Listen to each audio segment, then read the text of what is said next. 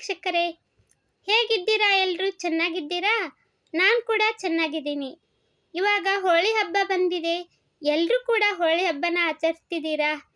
ಅದರಲ್ಲೂ ಸಣ್ಣ ಮಕ್ಕಳಿಗೆ, ಗಂಡು ಮಕ್ಕಳಿಗೆ ಈ ಹೋಳಿ ಹಬ್ಬ ಅಂದರೆ ಎಲ್ಲಿಲ್ಲದ ಸಂತೋಷ, ಸಂಭ್ರಮ.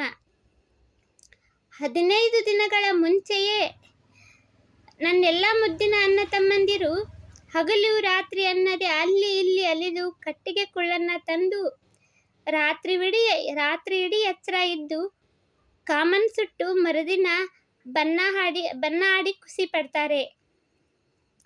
ಈ ಕಾಮನ್ ಸುಡೋ ಹಬ್ಬ ಕಾಮಣ್ಣನ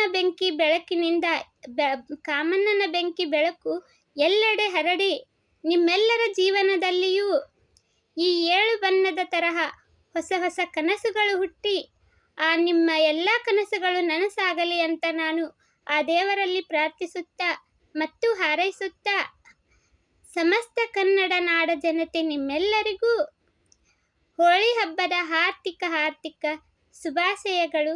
ಧನ್ಯವಾದಗಳು.